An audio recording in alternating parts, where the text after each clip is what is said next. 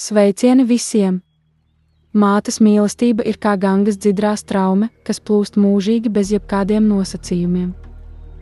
No atmiņu gaitiņiem šodien mēs jums sniedzam stāstu.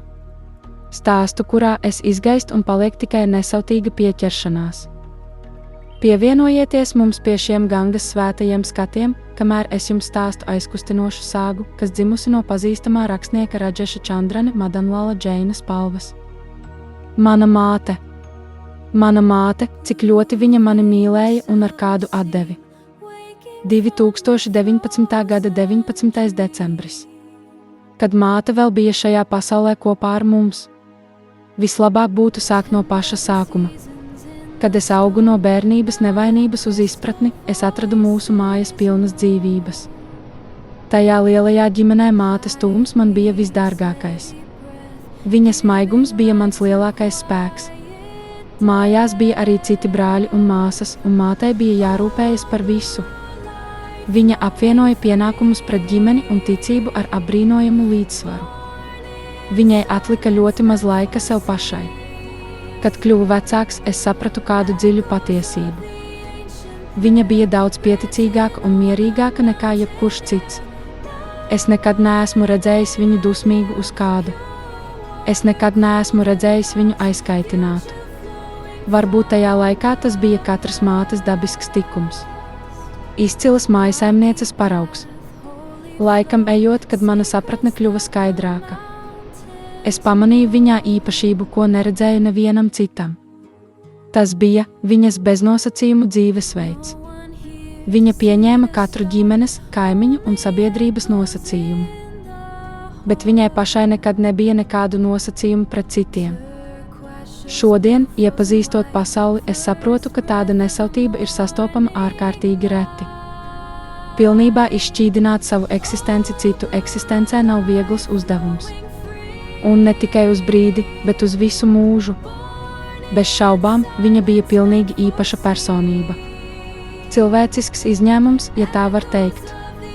Šajā nelokāmajā vienkāršībā es dažreiz redzēju laimīgus brīžus. Īpaši viņas braucienu laikā uz bērnības mājām. Lalitpur ir viņas dzimšanas vieta. Viņa zaudēja tēvu un brāli jau 8 gadu vecumā. Pēc tam vecmāmiņa un māte dzīvoja tēva brāļa ģimenē. Bērnībā, kad apmeklējām tur radiniekus. Mēs sapratām, no kurienes radās šīs cēlās vērtības manas mātes personībā.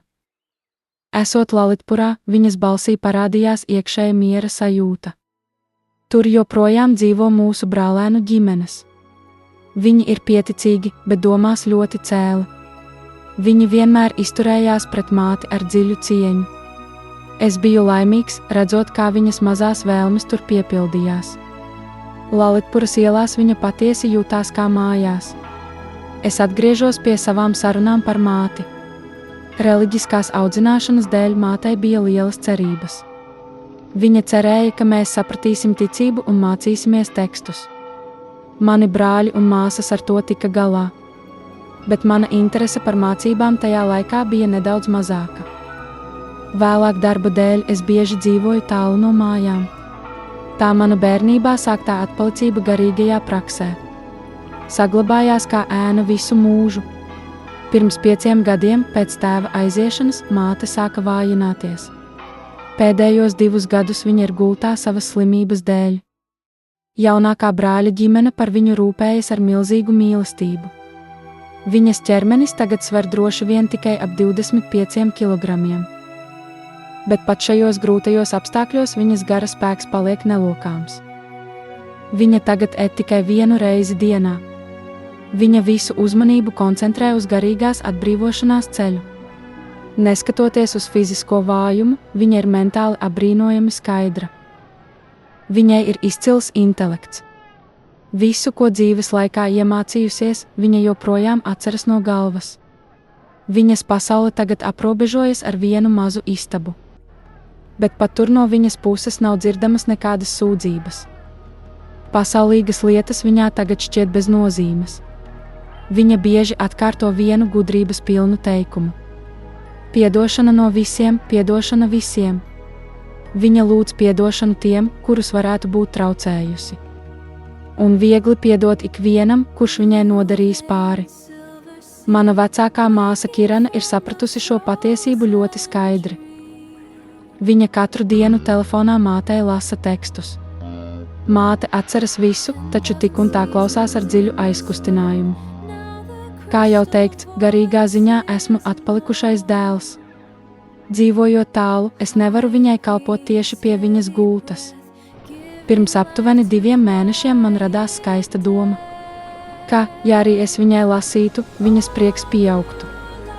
Kopš tā laika es viņai zvanu katrā brīvdienā. Viņa nepacietīgi gaida un ļoti priecājas. Mūsu sarunas laikā viņa lūdz lasīt dažādus tekstus. Pēdējās 2 nedēļas viņai ir viena īpaša vēlme. Viņa grib dzirdēt Bhaktamar stotru manā balsī. Sanskrita precīza izruna man ir liels izaicinājums. Viņa zina visu no galvas, bez nevienas kļūdas. Bet to dzirdēšana sava dēla balsī sniedz viņai bezgalīgu mieru. Darot to stundu nedēļā. Kāds varētu nodomāt, cik maz mana māte no manis lūdz. Bet patiesībā viņa zina un es zinu patiesību. Ka viņa no manis gaida kaut ko milzīgu. Mami cer, ka es iešu dvēseles atbrīvošanās ceļu. Viņas dzīvē ir redzama brīnišķīga harmonija. No pasaulīgā viedokļa viņas dzīve iemieso šo teikumu. Dzīvot citiem ir īstā dzīve, bet tajā pašā laikā viņā vienmēr plūda dvēseles attīrīšanas gars. Viņa mācīja mums likumiskās vērtības jau no mazotnes. Vēlāk viņa iedeva manām meitām tās pašas vērtības. Viņas aizsardzībā uzplauka arī vedeklu personība. Viņa bija paraugs visiem saviem mazbērniem. Viņa vienmēr teica ar nopietnību: runāšana par slikto izplata slikto. Tāpēc tikai runāšana par labo var izdzēst slikto. Atceroties mammas raksturu, mana māsa Kirana saka: māte vienmēr turējās tālāk no svešām lietām. Viņa mācīja mums, ka nošķīrumam starp mans un tavs nav nekāda labuma. Šī mācība šodien ir mūsu vērtīgākais dārgums. Iemesls, kāpēc mūs ciena sabiedrībā. Mēs ticam vienotībai, nekad nesaskaņām. Māte mums deva garīgās vērtības, lai mēs varētu attīrīt savu dvēseli. Lai atbrīvotos no dzimšanas un nāves ciešanām. Datums 26. aprīlis 2022. gads. Viņa negribēja no saviem bērniem neko materiālu. Viņa gribēja tikai, lai mēs atrastu patiesību un gūtu gudrību. Mammas mīlestība ir kā lielo skolotāju žēlastība, kas iedvesmo visas būtnes uz laimi. 26. aprīlī 2020. gadā māte aizgāja. Tas bija grūts laiks pandēmijas vidū. Kopš tā laika mēs izveidojām ikdienas kopīgas lasīšanas tradīciju. Un šī tradīcija ar lepnumu turpinās vēl šodien. Mēs veltām šo stundu mātes pēdējai vēlmei. Kirana, Šobha un Račna kopīgi uztur šo tradīciju. Šodien, ar cieņu pret savas mātes piemiņu, dalos ar šo stāstu vēlreiz. Tikko dzirdējāt Raješa Džī vārdisko veltījumu savai mātei. Dzīva tradīcija, kas nekad neapstājas. Patiesā mīlestība slēpjas dvēseles pacelšanā. Šodien mātes fiziski vairs nav ar mums, bet ģimenes lūgšana uztur viņas vēlmi vienmēr dzīvu. Labā izvēle ir vissirsnīgākais cieņas apliecinājums mātei. Šodien ar smagu sirdi dalāmies, ka Raješa Džī jaunākā māsa Šobha Džī aizgāja 2026. gada janvārī. Sekojot mātes ceļam mūžības ceļojumā. Izsakām visdziļāko līdzjūtību arī šai brīnišķīgajai meitai. Tas šai reizei bija viss. Liels paldies!